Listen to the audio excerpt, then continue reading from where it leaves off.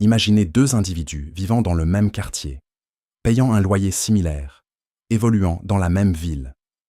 Leurs salaires diffèrent considérablement. Pourtant, c'est celui qui gagne le moins qui dispose de la véritable tranquillité financière. Cette observation révèle une vérité que la plupart des gens ne comprennent jamais. La richesse n'est pas une question de revenus, mais de compréhension. Une compréhension profonde de la relation invisible qui existe entre les objets que nous possédons et notre liberté financière. Le premier individu gagne 95 000 € annuels. En franchissant la porte de son appartement, vous découvrez un écran de 75 pouces accroché au mur, un canapé en cuir valant 4 000 €, une cuisine remplie d'appareils électroménagers dont certains n'ont jamais quitté leurs emballages d'origine. Les placards débordent de vêtements, beaucoup portant encore leurs étiquettes de prix. Une chambre d'amis s'est transformée en entrepôt personnel, rempli d'objets accumulés au fil des années, jamais vraiment utilisés. Lorsque cette personne consulte son compte bancaire, elle ressent une tension viscérale. Elle vit constamment à la limite du précipice, consciente que 2 mois sans salaire signifieraient la catastrophe financière. Le second individu gagne 52 000 € par an. Son appartement respire l'espace et la clarté. Un canapé fonctionnel, une télévision de taille raisonnable, une cuisine équipée des outils essentiels qu'il utilise réellement. Son dressing contient uniquement des vêtements qu'il porte régulièrement. La chambre d'amis reste une véritable chambre d'amis. Quand il vérifie son compte bancaire, il le fait avec une sérénité remarquable. Il a accumulé 18 mois de dépenses en réserve d'urgence et investi systématiquement 20% de chaque salaire. Malgré un revenu presque moitié moins important, cet individu jouit d'une sécurité financière 10 fois supérieure. Pour comprendre cette dynamique, nous devons explorer un concept fondamental que la plupart des gens ignorent complètement. Chaque objet que vous possédez vous coûte de l'argent 2 fois. La première fois, c'est évident. C'est le prix inscrit sur le reçu, le montant débité de votre compte. Mais il existe une deuxième facture, bien souvent plus importante que la première, et c'est précisément celle que nous oublions systématiquement de calculer. Cette deuxième facture englobe plusieurs dimensions interconnectées. D'abord, il y a le coût de l'espace. Chaque objet que vous possédez occupe une surface dans votre habitation, et cet espace a un prix. Dans la plupart des zones urbaines, le coût annuel du mètre carré varie entre 30 et 50 €.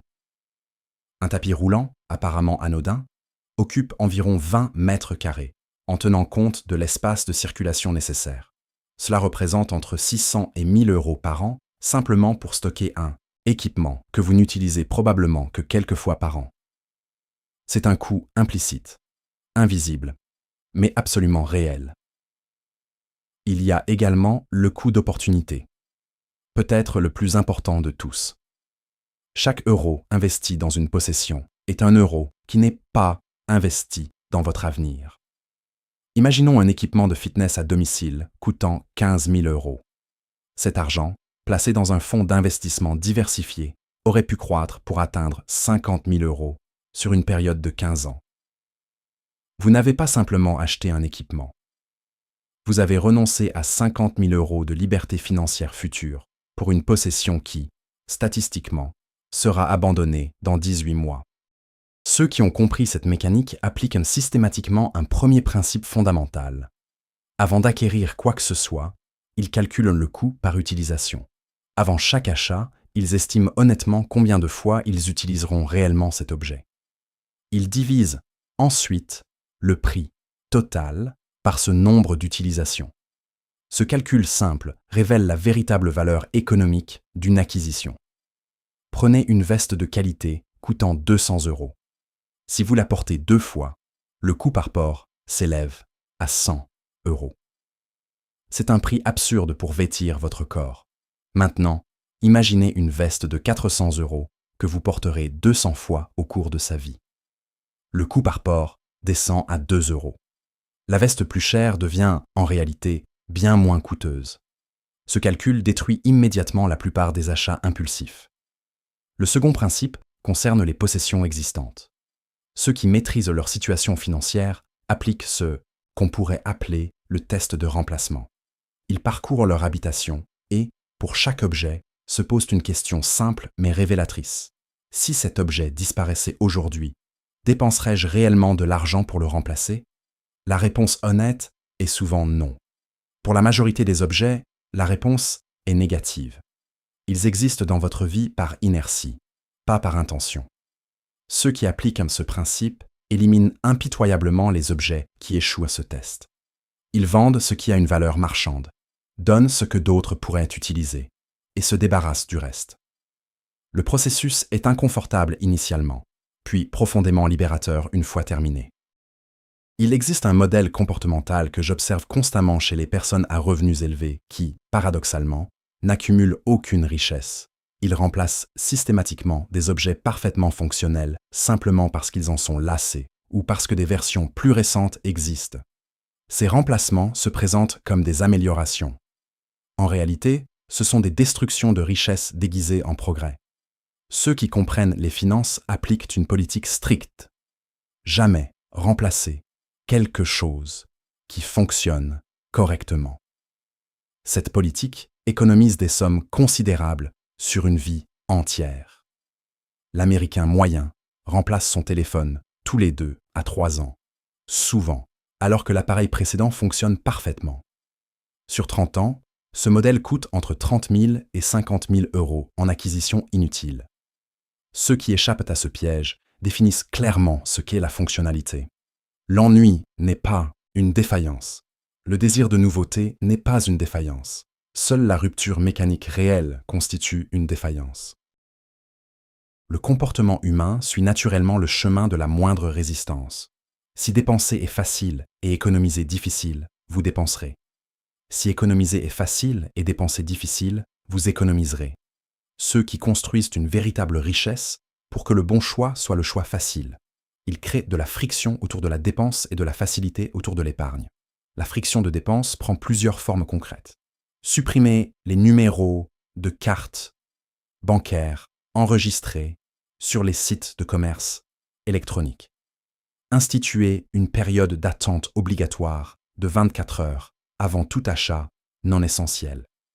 Effacer les applications de shopping de votre téléphone. À l'inverse, la facilité d'épargne signifie automatiser les transferts vers les comptes d'investissement le jour du salaire. Conserver uniquement de petits montants dans les comptes courants facilement accessibles. Ces changements structurels surpassent la volonté en importance. La simple règle des 24 heures élimine approximativement 70% des achats impulsifs.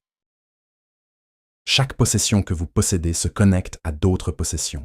Un bateau exige une remorque, un véhicule équipé d'une barre de remorquage, des frais de stockage, des fournitures d'entretien, l'équipement de sécurité et les vêtements appropriés. Un achat qui semble singulier déclenche en réalité une cascade d'acquisitions de soutien. C'est ce qu'on pourrait appeler l'effet multiplicateur du mode de vie. Ceux qui construisent la richesse calculent le coût complet de l'écosystème avant tout achat majeur. Ils savent qu'un achat de 5 000 euros pourrait réellement représenter 8 000 ou 12 000 euros quand tous les frais multiplicateurs sont inclus. Éliminer une possession majeure élimine souvent une catégorie entière de dépenses connexes. Vendre le bateau signifie plus de frais de stockage, d'assurance, d'immatriculation, d'entretien ou de remorquage. Voici quelque chose qui piège constamment les hauts revenus. Ils ne définissent jamais ce que suffisant signifie. Donc, ils continuent à acheter sans jamais atteindre la satisfaction. Leurs revenus augmentent, donc ils améliorent leur mode de vie. Le nouveau mode de vie devient normal, donc ils ont besoin d'une autre augmentation de revenus pour sentir le progrès. Ce cycle continue indéfiniment. Ceux qui construisent la richesse brisent ce cycle en définissant suffisant avant de commencer à gagner. Ils décident à l'avance quel type de maison est adéquat, quel type de voiture satisfait leurs besoins, quel niveau de confort matériel constitue la satisfaction authentique. Ensuite, ils gagnent vers cet objectif plutôt que de constamment déplacer le poteau de but. Définir suffisant crée une ligne d'arrivée. Sans cela, vous courez une course infinie où l'expansion du mode de vie surpasse toujours la croissance des revenus.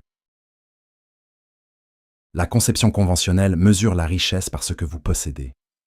Les maisons, les automobiles, les possessions, les marqueurs visibles de succès. Ceux qui comprennent les finances mesurent la richesse différemment. Ils la mesurent par ce qu'ils peuvent choisir. Pouvez-vous quitter un emploi qui détruit votre santé mentale? Pouvez-vous prendre 6 mois de congé pour gérer une urgence familiale? Pouvez-vous déménager dans une nouvelle ville pour une relation? Pouvez-vous lancer une entreprise sans revenu garanti? Ces options représentent la véritable richesse. Elles ne sont accessibles qu'aux personnes qui ont construit une marge substantielle entre leurs revenus et leurs dépenses. La personne gagnant 200 000 € mais dépensant 195 000 € n'a presque aucune optionnalité. Elle est enchaînée à son exigence de revenus. La personne gagnant 80 000 € mais dépensant 45 000 € possède une optionnalité extraordinaire. Elle peut absorber les perturbations, prendre des risques et faire des choix basés sur les préférences plutôt que sur la nécessité financière. La transformation financière découlant de ces principes se compose au fil du temps. Quelqu'un appliquant ces règles régulièrement pendant 5 ans accumule substantiellement moins tout en économisant substantivement plus. L'écart entre son mode de vie et son revenu crée une richesse qui ne peut être construite d'aucune autre manière. Voici ce que personne ne vous dit concernant le minimalisme et l'argent. La relation est bidirectionnelle. Posséder moins crée plus d'argent, mais avoir plus d'argent rend aussi posséder moins naturel. Quand votre compte d'épargne est robuste et vos investissements croissent, l'impulsion d'accumuler diminue. Le besoin psychologique, qui conduit la plupart de la consommation, le besoin de sécurité et de statut, se satisfait par la force financière plutôt que par les possessions physiques. Résolvez l'insécurité par la force financière réelle et l'impulsion de dépenser s'évapore souvent d'elle-même. Cela crée un cycle vertueux. Dépenser moins conduit à économiser plus. Économiser plus crée la sécurité. La sécurité réduit l'impulsion émotionnelle de dépenser. La réduction des dépenses accélère l'épargne davantage. Le choix entre ces cycles détermine la trajectoire financière bien plus que le revenu ne le pourrait jamais. Les hauts revenus piégés dans le cycle destructif ne construisent rien. Les revenus modestes chevauchant le cycle vertueux construisent tout. Ceux qui construisent la richesse alignent leur comportement avec cette réalité. Ils dépensent suffisamment pour être confortables, puis redirigent l'excédent vers la liberté plutôt que vers l'accumulation. Ils finissent avec moins de choses et plus de vie. L'appartement décrit au début, celui appartenant à quelqu'un gagnant 52 000 € avec 18 mois d'épargne, appartient à quelqu'un appliquant ces principes régulièrement. Les deux modes de vie vous sont accessibles indépendamment de ce que vous gagnez actuellement. Le choix est simplement de savoir si vous voulez posséder vos possessions ou si vous êtes à l'aise avec vos possessions vous possédant. Les mathématiques favorisent fortement la première option. La paix de l'esprit aussi.